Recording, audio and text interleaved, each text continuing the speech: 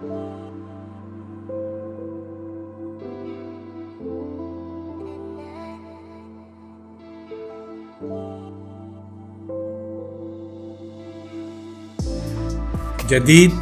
अदब की सरहदें, जिल्द अव्वल, मजमून नंबर 4, जिसका उन्वान है ओक्टावियो पाज से एक मुलाकात, समाअत फरमाइए। मैक्सिको का सबसे ज़िंदा मुसन्निफ़ और शायर आज हमारी गुफ्तगू का मौजू है। ओक्टावियो पाज की शायरी में वक्त के माबादु तबियाती अंदाज बड़ी खूबसूरती से झलकते हैं। वो हिंदुस्तान में भी रह चुका है, चुनांचे उसने अपने मज़ामीन में एक जगह एलोवेरा के मंदिर का जिक्र भी बड़ी खूबसूरती से किया है। उसके ख्यालात में बड़ी सादगी नज़र आती है। मसलन पिकासो पर उसने अपने एक मजमून में बड़ी सादगी से गुफ्तगू की है। यही हाल बड़े से बड़े पेचीदा मसाइल पर गुफ्तगू करते हुए नज़र आता है। पिकासो आर्ट, जदीद शायरी, तर्जुमा, कम्युनिज़म, कौन सा मसला है जिस पर वो गुफ्तगू नहीं करता। लेकिन इसकी सारी गुफ्तगू एक ऐसे इंसान की गुफ्तगू है जो जदीद आर्ट और इंसान की आज़ादी में यकीन रखता है। उसने कम्युनिज़म और सोवियत यूनियन को कभी पसंद नहीं किया, लेकिन इस नापसंदीदगी के लिए दलाइल भी हैं, और इन दलाइल के साथ साथ एक ज़िंदा और हसास आदमी का रवैया भी है। मैं इस मजमून में आपके सामने ओक्टावियो पाज के वो ख्यालात पेश करूँगा जो मुझे नए और सच लगे। पाज कहता है कि हमारा ये जदीद अहद इनकार से पैदा हुआ है। किस बात से इनकार? ईसाइयत के तसव्वुर अब्दियत से इनकार। पाज कहता है कि यूरोप में रूहानियत की जगह शायरी और टेक्नोलॉजी ने ले ली है। कैथोलिक मज़हब से जो बगावत लूथर ने की थी, इसका नतीजा ये निकला कि अब इंसानों को मुकम्मल आज़ादी मिल गई है। रूसो और हर्डर ने कहा है कि ज़बान इंसान की जज्बाती ज़रूरतों को पूरा करती है, रूहानी ज़रूरतों को नहीं। भूख नहीं, हमें मोहब्बत, खौफ और दूसरे जज्बे बोलना सिखाते हैं। इंसान का आगाज़ ही शायरी से हुआ, जादू, असातीर और दुआओं की सूरत में। शायराना तख़य्युल के बग़ैर दियोमाला का तसव्वुर ही नहीं किया जा सकता। जदीद अहद रूमानियत से आज़ाद नहीं हुआ है। इब्तदाई अहद का इंसान तब्दीली का मुनकर था। वो समझता था कि ये रसूम व रिवाज अबद तक यूं ही रहेंगे। बहरे रूम का कल्चर और मशरक़ी तहज़ीबें दायरों में घूमती रही हैं। इन तहज़ीबों के लिए माजी और मुस्तक़बिल सब लाज़मानी हैं और हालत सुकून में हैं। जदीद अहद के लिए वक्त सिर्फ मुस्तक़बिल में मौजूद है। दुनिया मुख्तलिफ़ ज़बानों में बटी हुई है। हर ज़बान अपना एक मुख्तलिफ विजन रखती है। मुख्तलिफ अफराद, मुख्तलिफ माशरे और मुख्तलिफ अदवार के दरमियान नाकाबिल उबूर फासले हैं। फितरत और कल्चर में जितना फ़र्क है, इससे कुछ ही कम फ़र्क वैशी इंसान और आज के महज़्ज़ब इंसान में है। कौमें इन ज़बानों में क़ैद रहती हैं जो ज़बानें वो बोलती हैं। दुनिया की मुख्तलिफ़ कौमों को एक दूसरे से करीब लाने के लिए तर्जुमे ज़रूरी हैं। तर्जुमों से मुख्तलिफ़ ज़बानों का फ़र्क मिट नहीं जाता, बल्कि खुलकर सामने आ जाता है। तर्जुमों के तर्जुमे और फिर इन तर्जुमों के तर्जुमे होते रहते हैं। एक मतन पर दूसरा मतन चढ़ा दिया जाता है। हर मतन अपनी जगह मुनफरिद होता है, लेकिन ये भी किसी दूसरे मतन का तर्जुमा होता है। कोई मतन ओरिजिनल नहीं होता, क्योंकि ज़बान खुद एक तर्जुमा है किसी गैर इंसानी ज़बान का। इसके बावजूद ये कहा जा सकता है कि सारे मतन ओरिजिनल होते हैं, क्योंकि हर मतन दूसरे मतन से कुछ मुख्तलिफ ज़रूर होता है। हमें ये नहीं भूलना चाहिए कि लफ्ज़ी तर्जुमा दरअसल तर्जुमा नहीं होता। लफ्ज़ी तर्जुमा तो सिर्फ़ ओरिजिनल मतन को पढ़ने में मदद दे सकता है। लफ्ज़ी तर्जुमा मतन की रूह से ज़्यादा लुग़त से करीब होता है। शायर और उसके अहद में तज़ाद होता है। इसका मतलब ये हुआ कि शायरी और माशरे में तज़ाद होता है। ये तज़ाद शायरी में मरकज़ी हैसियत रखता है, फिर भी नज़रों से ओझल ही रहता है। जब फ़िक्री और समाजी तहरीकें अपना रुख बदलती हैं, तो शायरी भी अपना रास्ता बदल देती है। मसलन रोशन ख़याली की तहरीक, अक़लियत पसंदी की तहरीक اور مارکسیت کی تحریک کے زمانے میں شاعری نے اپنا راستہ بدل دیا تھا۔ شروع میں تو شاعری کو ان تحریکوں سے لگاؤ پیدا ہوتا ہے، لیکن بعد میں شاعری اور ان تحریکوں کے راستے بدل جاتے ہیں۔ مثلاً 16ویں اور 17ویں صدی عیسوی میں اقلیت پسندی کے خلاف شاعری پراسراریت میں ڈوب گئی تھی۔ جو چیز نئی ہوتی ہے وہ غیر متوقع ہونے کی وجہ سے نئی ہوتی ہے۔ جدید شاعری کی روایت انوکھے پن کی روایت ہے۔ استعارے اور صناعی کا کام دراصل حیرت پیدا کرنا ہے۔ شاعری کا کام یہ ہے کہ وہ چیزوں کا دوسرا رخ دکھائے، روزمرہ کی زندگی کی حیرت ناکی کو پیش کرے۔ پاس کے خیال میں شاعری دراصل مماثلت، اینالوجی کا اظہار ہے۔ اینالوجی سے مراد مماثلت، تشبیہ، امیج یا ایسی کوئی چیز ہے جسے کسی دوسری چیز کا مماثل ٹھہرایا جائے۔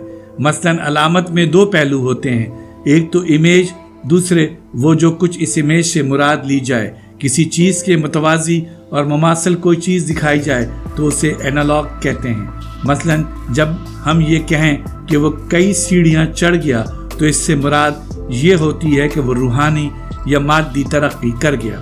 مماثلت تشبیہ یا استعاروں اور مجاز مرسل سے پیدا ہوتی ہے۔ یہ مماثلت تخلیقی تخیل سے پیدا ہوتی ہے۔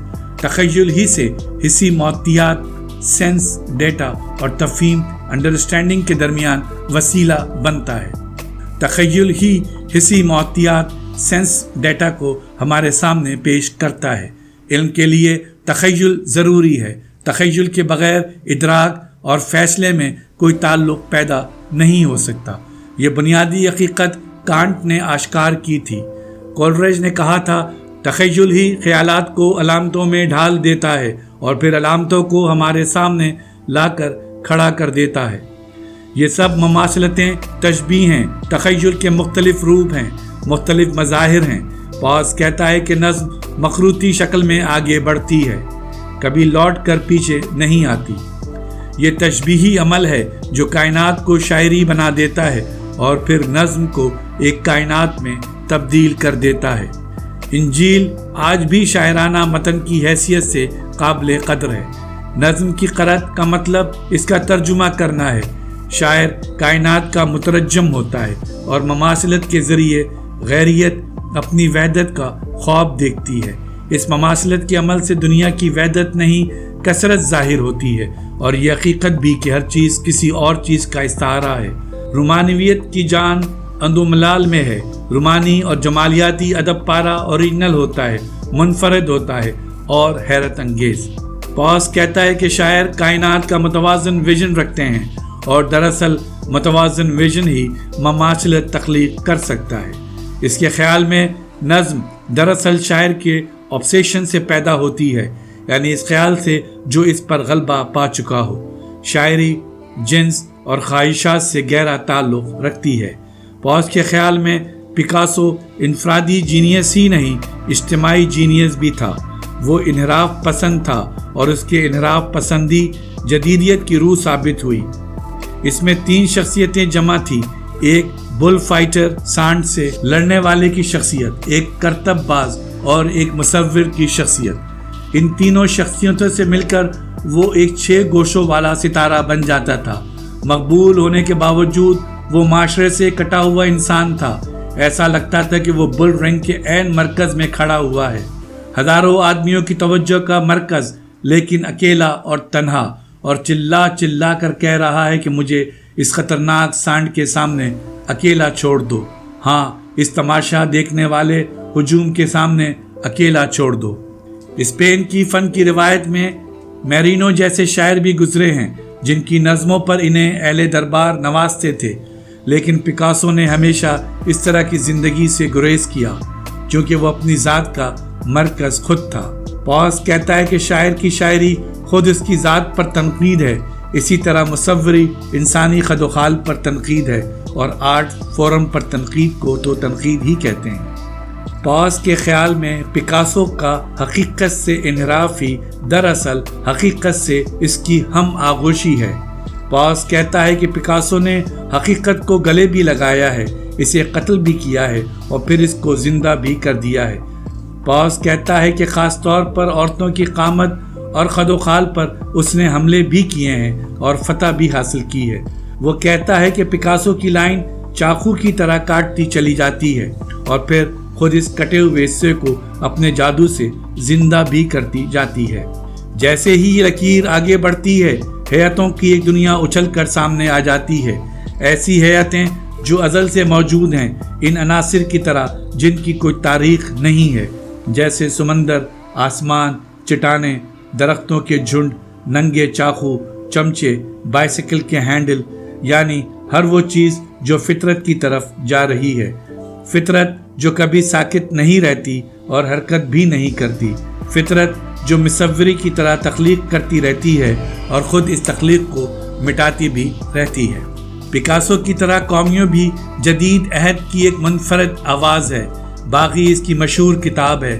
باغی پر بحث کرتے ہوئے پاس کہتا ہے، اس کتاب کا فرانسیسی نام لاہوم ریولٹ ہے۔ اس کا صحیح ترجمہ ریبیل نہیں ہے، کیونکہ ریولٹ میں کچھ تلازمات ایسے بھی ہیں جو باغی میں نہیں ہوتے۔ بغاوت فوج کی ایک اصطلاح ہے۔ ریولٹ کے معنی بغاوت سے زیادہ انقلاب کے قریب ہیں۔ انقلاب انٹیلیکچول لفظ ہے، اس کے فلسفیانہ مفاہیم بھی ہیں۔ انقلاب وہ ریولٹ ہے جو کسی نظریے اور فلسفیانہ نظام میں بدل جاتا ہے۔ جب کوئی اطاعت قبول کرنے سے انکار کر دے تو ہم اسے بغاوت کہتے ہیں۔ بغاوت میں انسان ظلم اور ناانصافی کے خلاف اٹھ کھڑا ہوتا ہے۔ ہر انقلاب کا آغاز بغاوت یعنی ریولٹ سے ہوتا ہے۔ انقلاب فرانس کا آغاز بھی بغاوت سے ہوا تھا۔ باغیوں نے باسٹیل کا قید خانہ توڑ ڈالا تھا اور قیدی آزاد ہو گئے تھے۔ سارے انقلاب اسی طرح شروع ہوتے ہیں۔ ہر انقلاب میں فلسفہ اور مذہب کے عنصر ضرور شامل ہوتے ہیں۔ فلسفی کی طرح انقلاب کے اقتدار کا ماخذ عقل ہوتی ہے اور مذہب کی طرح انقلاب دنیا کی آفاقی تعبیر پیش کرتا ہے۔ اکتاویو پاز کہتا ہے کہ کامیو کی یہ کتاب اور زیادہ قابل قدر ہوتی اگر کامیو نے صحت مند بغاوت اور انقلاب میں فرق کیا ہوتا۔ 18ویں صدی سے ہوا یہ کہ بغاوت ایک نظام آمریت میں بدل گئی۔ شیطان جو بغاوت کی علامت ہے، اسے شاعروں اور فنکاروں کی کئی نسلوں نے پسند کیا ہے۔ یہ سمجھنا زیادہ مشکل نہیں ہے کہ انکار کیوں تخلیق ہوتا ہے۔ نفی یا انکار تشکیک اور تنقید کے ذریعے تخلیق میں حصہ لیتا ہے۔ کچھ چیزوں کو نکال کر، خارج کر کے یا چھوڑ کر ہم تخلیق میں حصہ لے سکتے ہیں۔ کچھ چیزوں کو حذف کر دینا تخلیق کے لیے ضروری ہوتا ہے۔ اس کی بہترین مثال فن عمارت میں ایلوویرا کے غاروں میں ملتی ہے۔ کچھ پتھروں کو تخلیقی اغراض کے لیے اپنی جگہ سے ہٹا دینے سے اور کچھ پتھروں کو کاٹنے سے عمارت کی ہیئت برآمد ہو جاتی ہے۔ یہ اخراج یا حذف کرنے کا عمل عین تخلیقی ہوتا ہے۔ یورپ میں جو چیز نئی ہے وہ بغاوت نہیں، انقلاب کا تصور ہے۔ اکتاویو پاز کا بیان ہے کہ کامیو کو دراصل پہلی بار میں نے پیرس کی ایک تقریب میں دیکھا تھا جو میکاڈو کے اعزاز میں منعقد ہوئی تھی۔ اس میں میں نے بھی تقریر کی تھی اور میرے علاوہ جین کاکوسے نے بھی اور میکاڈو کی نظمیں میریا کیسریئرز نے سنائی تھیں۔ جلسے کے بعد جب ہم اپنے گھروں کو جا رہے تھے تو ایک نوجوان گیبریڈین کا کوٹ پہنے ہوئے میرے سامنے آیا، یہ بتانے کے لیے کہ اسے میری تقریر پسند آئی تھی۔ وہ البر کامیو تھا۔ کامیو اس وقت اپنی شہرت کے انتہائی عروج پہ تھا اور پاس کہتا ہے کہ میں ایک ایسا غیر معروف شاعر تھا جو جنگ عظیم کے بعد والے پیرس میں کھویا ہوا کھڑا تھا۔ مجھے کامیو کی حوصلہ افزائی سے بڑی مسرت ہوئی۔ ہم دونوں اس کے بعد کئی بار ایک دوسرے سے ملے بھی۔ میری اس کی کئی بحثیں بھی ہوئیں، خاص طور پر ہائیڈریگر اور سوریلزم کے بارے میں۔ اس زمانے میں سارتر کا ایک کھیل اسٹیج ہونا شروع ہی ہوا تھا۔ میں نے ایک کھیل ایک بار دیکھا تھا، کامیو نے بھی ابھی نہیں دیکھا تھا۔ میں نے کامیو کو بتایا کہ مجھے اس کھیل سے یہ لگتا ہے جیسے وہ استعلانیت کی جواز پیش کر رہا ہو۔ میں نے کامیو سے کہا، جب تمہاری کتاب باغی چھپے گی تو سارتر اس پر ضرور حملہ کرے گا۔ پاز نے یقین نہیں کیا اور کہا کہ پیرس میں تو میرے کل 3 دوست ہیں۔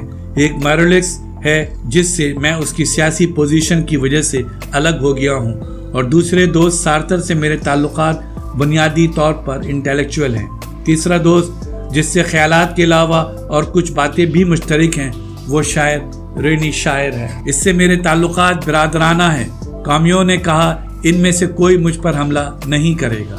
پوس کہتا ہے کہ میں نے کامیوں سے کہا کہ بے شک مورلیکس کبھی حملہ نہیں کرے گا اور رینے شاد بھی حملہ نہیں کرے گا، وہ شاعر ہے، اس کے جذبات وہی ہیں جو تمہارے ہیں، لیکن سارتر انٹیلیکچوئل ہے، اس کے لیے خیالات کی زندگی ہی اصل زندگی ہے، ہر چند کے اس کے فلسفہ اس کے بالکل برعکس ہے۔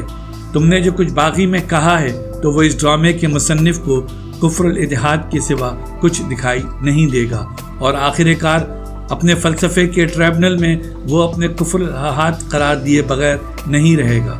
لیکن ہوا بھی یہی کہ میرا یہ خیال درست نکلا، اور کچھ ہی دنوں کے بعد تبصرے کی شکل میں سارتر نے حملہ کر ہی دیا۔ میں نے ماریا کیسیرس کو فون کر کے پوچھا، بتاؤ اب کامیوں کا کیا حال ہے؟ ماریا کیسیرس نے بتایا، کامیوں ایک زخمی سانڈ کی طرح لڑکھڑاتا پھر رہا ہے۔ اوکٹاویو پاس کہتا ہے کہ سارے مباحث کے بعد یہی نتیجہ نکلتا ہے کہ مارکسزم میں جو چیز بچانے کے لائق ہے وہ دوسروں میں دلچسپی ہے۔